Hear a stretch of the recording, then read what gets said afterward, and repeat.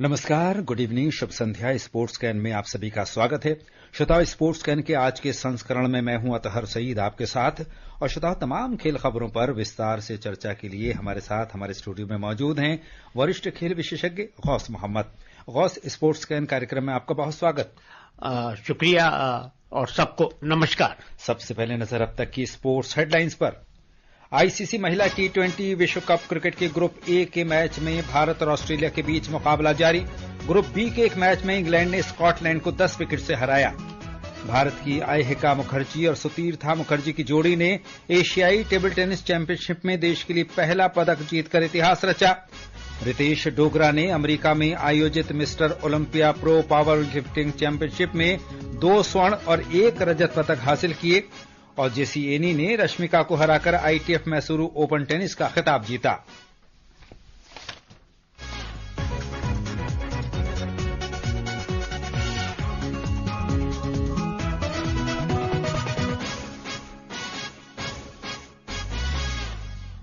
महिला टी20 क्रिकेट विश्व कप में शारजाह में भारत और ऑस्ट्रेलिया के बीच मुकाबला जारी है।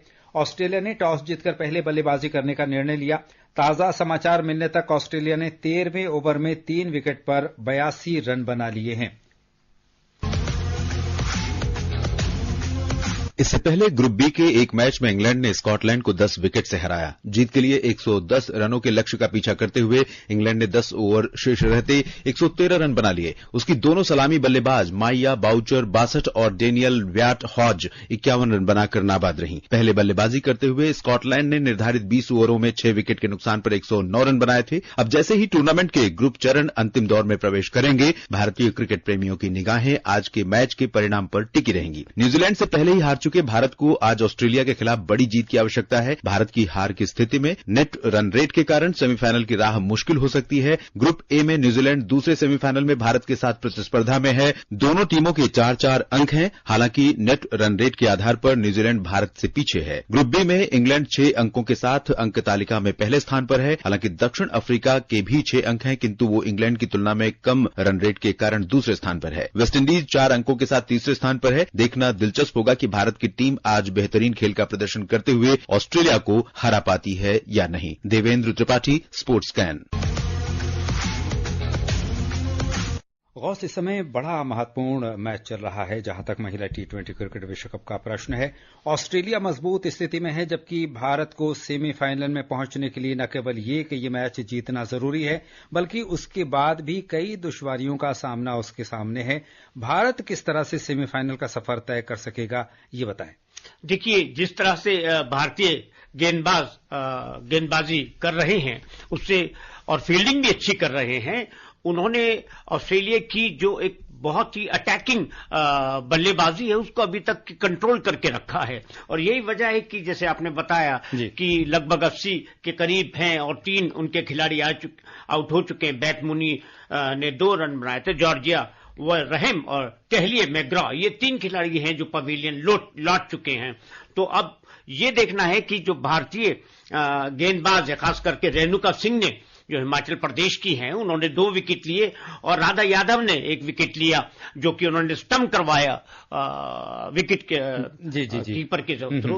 तो यहाँ पे सबसे बड़ी बात है जो रन रेट की बात जा रही है। उस रन रेट के लिए ऑस्ट्रेलिया इतनी पेशेवर टीम है कि वो अभी भी जो बाकी बचे हुए ओवर हैं, क्योंकि उनके पास विकेट हाथ में है, तो ब्लाइंड शॉट यानी आंख बंद करके खेलेंगे। लेकिन गौस मोहम्मद, अगर हम भारतीय खिलाड़ियों की बात करें, गेंदबाजों की विशेषकर बात करें, तो उन्होंने रन रेट पर तो अंकुश लगा रखा है। अभी तक के खेल का अगर हम बात करें, चूंकि अभी तक 13 ओवर की गेंदबाजी हो चुकी है, 3 विकेट पर 91 रन ऑस्ट्रेलिया ने बनाए हैं, तो काफी हद तक रन रेट पर अंकुश तो लगाने का प्रयास किया है। बेशक, बहुत सही कहा आपने। अब ये देखिए कि जो हरमनप्रीत कौर जो कैप्टन है भारत की, उन्होंने क्या किया है, अभी तक 5 गेंदबाजों से गेंदबाजी कराई है। वैरायटी ला रही हैं, चेंज कर करके ला रहे हैं। जैसे रेणुका है, श्रेयका है, पूजा है, अरुंधति रेड्डी है, राधा यादव, यानी आप देखिए कि सब गेंदबाजों का इस्तेमाल कर रहे हैं और कोशिश कर रहे हैं कि जो सामने का जो बल्लेबाज है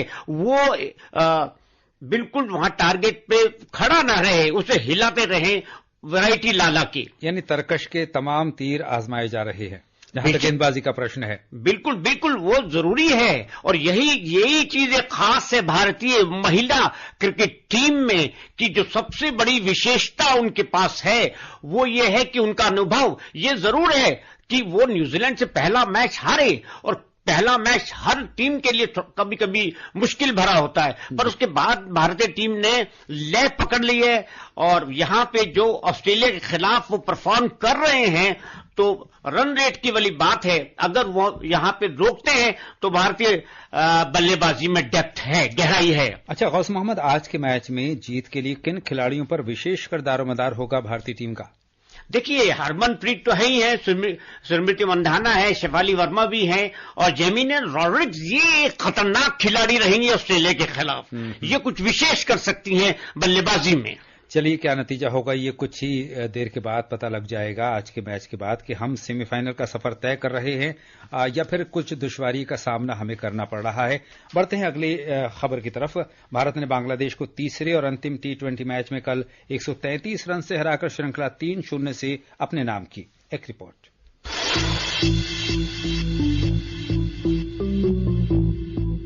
तीसरे और अंतिम T20 मैच में कल हैदराबाद के राजीव गांधी अंतर्राष्ट्रीय स्टेडियम में पहले बल्लेबाजी करते हुए 298 रन का विशाल लक्ष्य रखने के बाद लेग स्पिनर रवि बिश्नोई के 30 रन पर 3 विकेट की मदद से भारत ने बांग्लादेश को 7 विकेट पर 164 रन पर सीमित कर 133 रनों की शानदार जीत दर्ज की। इसके साथ ही भारत ने सीरीज में 3-0 से क्लीन स्वीप पूरा किया। संजू सैमसन के शानदार पहले T20 अंतर्राष्ट्रीय शतक यानी 47 गेंदों में 111 रन पर कप्तान सूर्य कुमार यादव की शानदार 75 रन की पारी के दम पर भारत ने निर्धारित 20 ओवरों में रिकॉर्ड तोड़ 6 विकेट पर 297 रन बनाए, जो कि T20 अंतर्राष्ट्रीय मैचों में भारत का अब तक का सबसे बड़ा स्कोर है। भारतीय गेंदबाजों ने बांग्लादेश को 7 विकेट पर 164 रन पर रोककर टीम को एक तरफा जीत दिला दी। 133 रनों की जीत का अंतर पुरुषों की T20 मैचों में रनों के हिसाब से भारत की तीसरी सबसे बड़ी जीत है। Vaishnavi, sports can.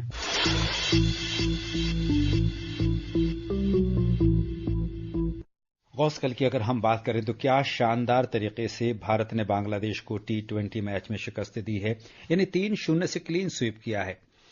देखिए, ऐसा है कि बांग्लादेश हमेशा T20 में बहुत अच्छा रहा है, और यहां जो भारतीय टीम का परफॉर्मेंस रही है, पहला मैच उन्होंने 7 विकेट से जीता, दूसरा 86 रन से जीता, और ये तीसरा बहुत अच्छे तरीके से जीता। तो मेरे ख्याल से बांग्लादेश को एकदम धाराशायी किया तीनों मैच में। 3-0 से जीतना ये बहुत बड़ी उपलब्धि है, और हर डिपार्टमेंट में, चाहे गेंदबाजी हो, चाहे बल्लेबाजी हो, चाहे वो फील्डिंग हो। बेशक, इससे पता चलता है कि आईपीएल जो होता है भारत में, उससे हमारे पास ऑप्शन बहुत हो गए हैं। हर खिलाड़ी में डेप्थ, गहराई है, और चाहे वो बल्लेबाजी हो, चाहे वो गेंदबाजी हो, और फील्डिंग हो। वाह! अच्छा, कल की जीत का सेहरा आप किसके सर पर मानते हैं? संजू सैमसन की बल्लेबाजी, या फिर रवि बिश्नोई की गेंदबाजी, या फिर टीम एफर्ट्स? देखिए, ऐसा है कि जो आखिरी बात आपने बोली है, टीम एफर्ट, यानी जो बारात लेके गए हैं, तो यहां पे एक दूल्हा नहीं है, यहां सभी हैं जिन्होंने कुछ ना कुछ विशेष किया है, योगदान दिया है। आप देखिए ना कि संजू सैमसन ने शतक, सूर्य यादव ने 75, रियान पराग ने 34, और हार्दिक पांडे ने 47, यानी 297, 297 पे 6। ये कोई कम बात नहीं है। खाली एक ही गेंदबाज चला वहां पे, हासिफ साकिब, जिसने 66 रन देके 3 विकेट लिए। बांग्लादेश के जो गेंदबाज हैं वो बेबस थे, बेबस। जी, बिल्कुल सही कहा आपने। भारत ने T20 में अब तक का सबसे बड़ा स्कोर बनाया है, यानी 297 रन का स्कोर बनाया। दूसरी ओर रनों के आधार पर अगर बात करें तो ये भारत की तीसरी सबसे बड़ी जीत है। इस पर गौस मोहम्मद, आपकी क्या टिप्पणी होगी? देखिए, क्योंकि हमारे जो युवा खिलाड़ी हैं, ये टारगेट नहीं रखते, ये तो खेलने से मतलब रखते हैं। और इनको बाद में पता चलता है कि स्कोर बोर्ड पे क्या आ गया है, कि 297 आ गया, या हो सकता है 3 और जोड़ दे तो 300 हो जाता। तो जिस तरह से खेला है, अब बताइए, संजू सैमसन ने 6-8 छक्के लगाए, 111 यानी 111 में। बिल्कुल शानदार प्रदर्शन कहा जा सकता है। आगे बढ़ते हैं। भारतीय क्रिकेट टीम न्यूजीलैंड के खिलाफ 3 मैचों की टेस्ट श्रृंखला की मेजबानी करने के लिए तैयार है। विश्व टेस्ट चैंपियनशिप के मद्देनजर दोनों टीमों के लिए सीरीज काफी महत्वपूर्ण है। आगामी श्रृंखला का पहला टेस्ट मैच बेंगलुरु में 16 अक्टूबर को, दूसरा टेस्ट मैच 24 अक्टूबर को पुणे में, जबकि तीसरा और अंतिम टेस्ट मुकाबला 1 नवंबर को मुंबई में खेला जाएगा। और जानकारी दे रही है हमारी सहयोगी दिव्या तोमर।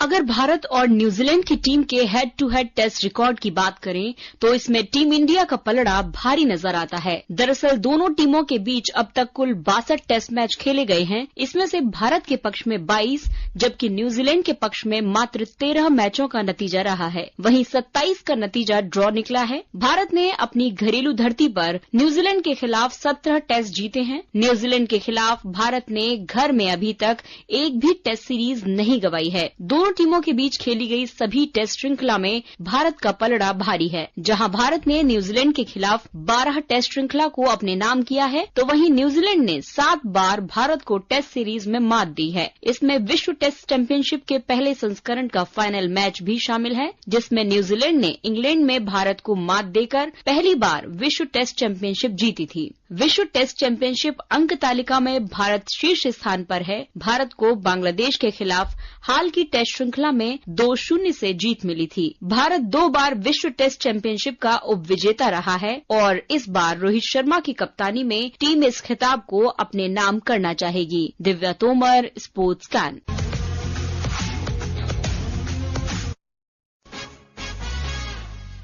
और अब बात हॉकी की। भारतीय कप्तान Harmanpreet Singh hockey India league की नीलामी के पहले दिन सबसे महंगे खिलाड़ी बन गए।